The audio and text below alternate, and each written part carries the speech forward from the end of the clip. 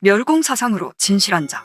하나님께서 가장 간교한 뱀을 창조하여 사람을 꿰어보는 것은 진실한 자로 영원한 나라를 이루기 위한 선한 방법이다.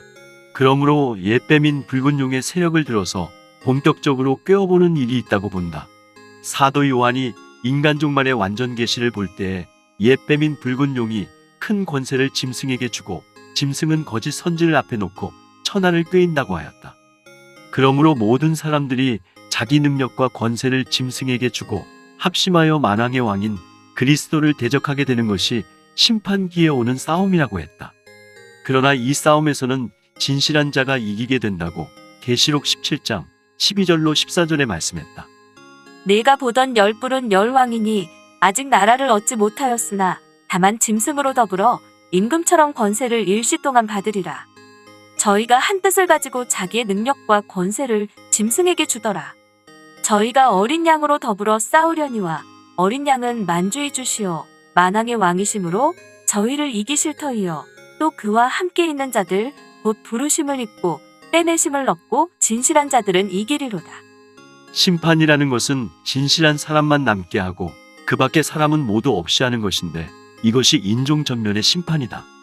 진실이라는 것은 하나님 한 분만 있는 것이다. 그러므로 우리가 하나님의 말씀대로 이루어지는 이때를 분명히 알고 말씀대로 이루어질 것을 확신하고 이 말씀을 중심과 사상으로 삼고 끝까지 싸워나갈 때에 하나님께서 진실하다고 인정하시게 된다. 진실이라는 것도 세 가지로 볼 수 있다. 첫째, 도덕적으로 진실한 것도 있고, 둘째, 사업적으로 진실한 것도 있고, 셋째, 사상적으로 진실한 것도 있다. 그런데 위에서 말한 진실이라는 것은 사상적인 것을 말한다.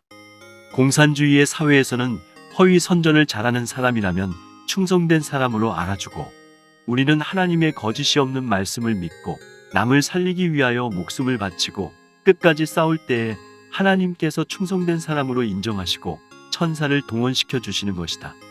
그러므로 가장 진실한 다니엘에게 인류 종말을 말할 때에 북방은 전부가 괴율적이라고 하였고 진실한 사람을 위해서는 대곤 미가엘이 일어난다고 하였다. 금년부터는 진실한 사람으로 하나가 된 단체가 나와야만 할 것이다.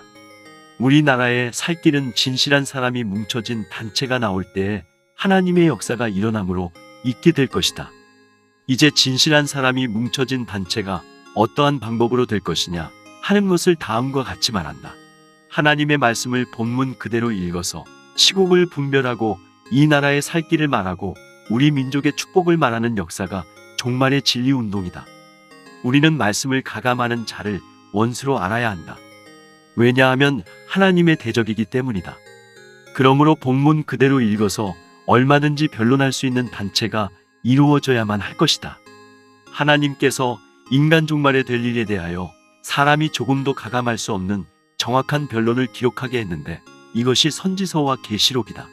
어떤 인물이나 정권이나 교권이나 물권을 중심하여 뭉쳐진 단체는 하나님께서 책임을 지지 않으시겠지만 말씀을 가감없이 믿고 순종하는 단체는 하나님께서 책임을 지시겠다고 약속하셨다. 아무리 예루살렘이 바벨론에게 망했지만 하나님의 말씀을 믿는 청년 삼사인이 바벨론을 이겼던 것이다.